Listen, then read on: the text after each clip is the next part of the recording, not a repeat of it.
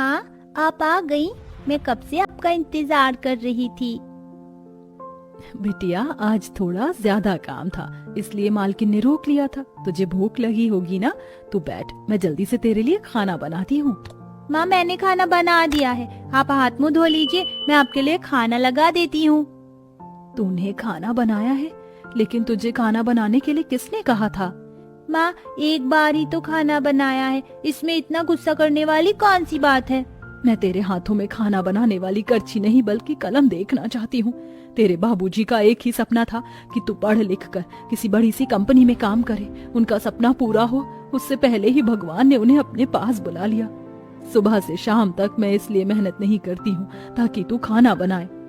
ठीक है माँ, मैं आज के बाद से सिर्फ पढ़ाई पर ही ध्यान दूंगी। वहीं दूसरी तरफ, ये क्या टीना बेटा, तुम पढ़ाई क्यों नहीं कर रही हो? अगले महीने से तुम्हारे एग्जाम है ना बेटा, अगर पढ़ोगी नहीं तो एग्जाम कैसे दोगी? तुम भी ना पायल, अगर हमारी बिटिया पढ़ेगी भी नहीं तो भी आराम से एग्जाम में पास हो जाएगी। भूलो मत, टीना का स्कूल प्रिंसिपल मेरा दोस्त है। मैं तो भूल ही गई थी। टीना बेटा, तुम आराम से अपना गेम एंजॉय करो, मैं तुम्हारे लिए आइसक्रीम भिजवाती हूँ। एक तरफ पायल जैसी माँ थी तो अपने पैसों के बलबूते अपनी बेटी को बिना पढ़ाई पास करवा सकती थी, लेकिन वहीं लीलावती जैसी भी माँ थी जो दिन रात मेहनत करके अपनी बेटी को पढ़ाती है। अरे ओमिका बेटा, तू क्यों रो रही है?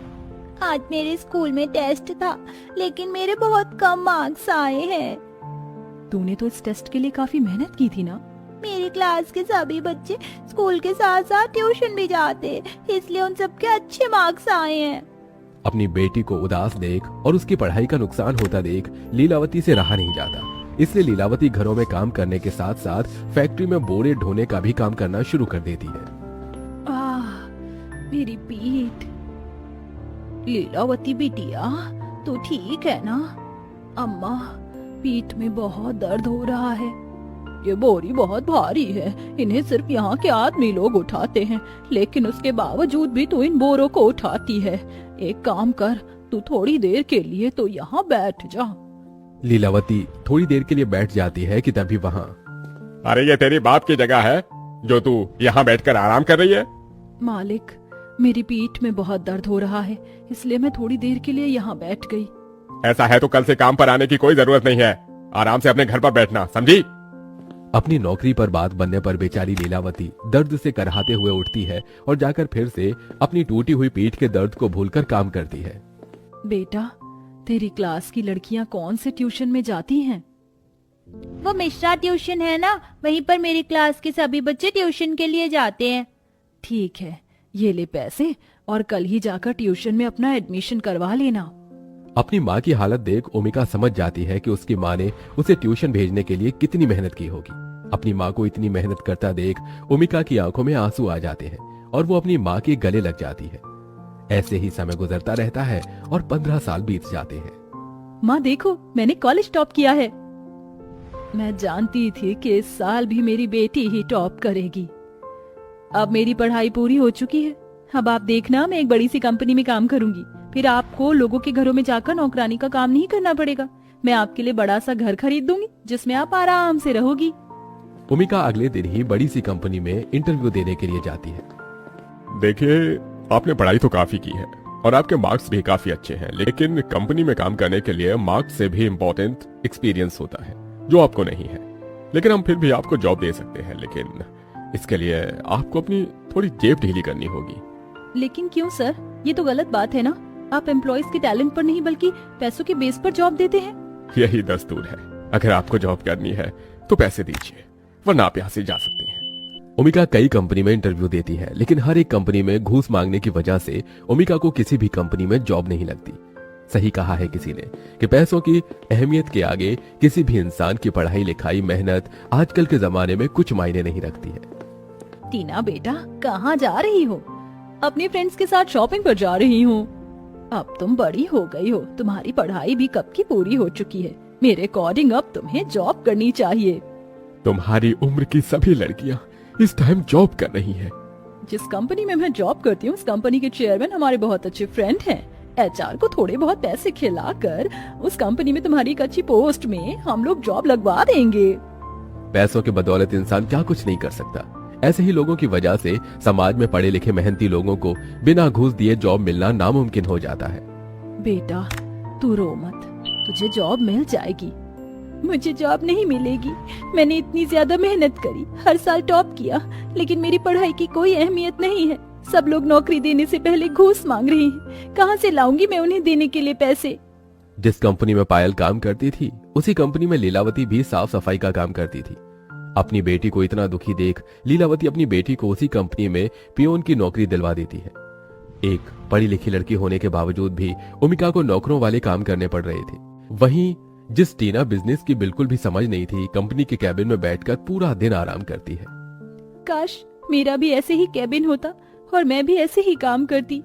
टीना की कैबिन की साफ सफाई करते हुए ओमिका टीना के लैपटॉप को देखने लगती है और कंपनी में काम करने की आस लैपटॉप को छूती है कि तभी वहां टीना आ जाती है। अबे वो अनपढ़ गंवार कहीं की, जानती भी है ये लैपटॉप कितना महंगा है? तू कहीं चोरी तो नहीं कर रही थी? नहीं मैम, मैं तो बस आपका लैपटॉप देख रही थी। मैंने भी ऐसे ही कैबिन में बैठकर जॉब करने के सपने देखे थे, लेकिन पैसे न होने की वजह से मुझे जॉब नहीं मिली। तेरी हैसियत झाड़ू पोछा चाय देने की है ना, कि कंपनी में किसी अच्छे पोस्ट पर काम करने की? जितनी औकात हो ना उतने ही सपने देखना चाहिए, समझी? चल दफा हो जाए यहाँ से। टीना ओमिका की गरीबी का मजाक उड़ाकर उसे कैबिन से निकाल देती है। वहीं दूसरी तरफ जब दिखाई नहीं देता है क्यों काम करती हो? सारी की सारी चाय फाइल पर गिरा दी। जानती भी हो ये फाइल कितनी ज्यादा इम्पोर्टेंट थी। मैंने जानबूझकर चाय नहीं गिराई। तेरी एक गलती के चक्कर में हमारा कितना नुकसान कर दिया। अगर थोड़ी बहुत पढ़ी लिखी होती और दिमाग होता तो ऐसी गलती नहीं करती। खड़े खड़े क्या देख रही हो, इडियट कहीं की। पायल और टीना हमेशा अपनी अमीरी और अच्छी नौकरी की वजह से लीलावती और ओमिका का हमेशा मजाक उड़ाती थी। ऐसे ही एक दिन जब पायल और टीना मीटिंग में चेयरमैन के साथ होते हैं। मैंने तुमसे कुछ पूछा है टीना, हमारे प्रोडक्ट इतना अच्छा है फिर भी लोग इसे जल्दी क्यों नहीं खरीद रहे हैं? हमें आइडिया बताओ जिससे हमारा प्रोडक्ट जल्दी लोग खरीदे।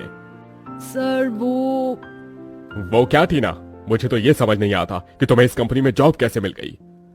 चेयरमैन से इतनी डांट सुनने की वजह से टीना उदास हो जाती है कि तभी वहां लोगों को चाय दे रही ओमिका कहती है, सर अगर इस प्रोडक्ट में केमिकल चीजों की बजाय हर्बल चीज यूज करें तो इससे मार्केट में हमारे प्रोडक्ट की सेल अपने आप बढ़ जाएगी। और साथ ही साथ अगर हम लोग इस प्रोडक्ट को थोड़ा छोटा कर दें तो ये प्रोडक्ट जल्द से जल्द खत्म होगा और इससे भी हमारी सेल बढ़ेगी। तुम तो इस ऑफिस में चाय देने का काम करती हो ना, फिर भी तुम्हें बिजनेस के बारे में इतनी नॉलेज कैसे है?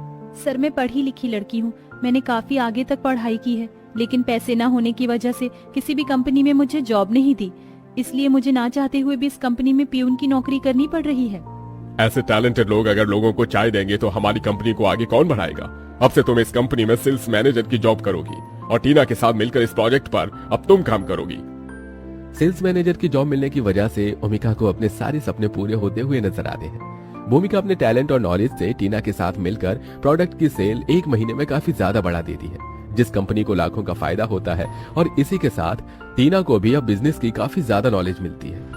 ओमिका, ये सब कुछ तुम्हारी वजह से हो पाया है। जो काम तुम्हारी कंपनी पिछले 6 महीने में नहीं कर पाई, वो काम तुमने सिर्फ 1 महीने में कर दिया। सर ये मेरी अकेले की मेहनत नहीं है, अगर टीना मेरे साथ नहीं होती तो शायद मैं कभी ये नहीं कर पाती, इसलिए इन तालियों की हकदार मैं नहीं टीना है। आधे से ज्यादा मेहनत खुद करने के बावजूद भी ओमिका सबके सामने टीना की तारीफ करती है, जिसे देख ओमिका को अपनी गलती पर बहुत पछतावा होता है। ओमिका, मैंने हमेशा अपनी नौकरी का घमंड दिखाते हुए तुम्हारे साथ बहुत बुरा बर्ताव किया। तुम्हारी पियून की नौकरी होने की वजह से मैंने हमेशा मजाक उड़ाया, लेकिन उसके बावजूद भी आज तुमने सबके सामने मेरा नाम लिया। मुझे माफ कर देना। टीना, हमेशा इंसान की नौकरी मायने नहीं रखती, बल्कि उसका बर्ताव भी मायने रखता है। तुम्हें अपनी गलती का एहसास हुआ और ये बात समझ आ गई कि कभी भी अपनी नौकरी का घमंड करते हुए किसी इंसान को नीचा नहीं दिखना चाहिए। ये जानकर मुझे बहुत अच्छा लगा। ओमिका की बात सुन पायल को भी अपनी गलती का एहसास होता है और वो भी लीलावती से माफी मांगती है, जिसके बाद अब अमीर और गरीब माँ की दोनों बेटियां एक साथ एक कंपनी में जॉब करती हैं। वहीं समय बीतने के साथ साथ ओमिका के घर की हालत भी अब ठीक हो जाती है।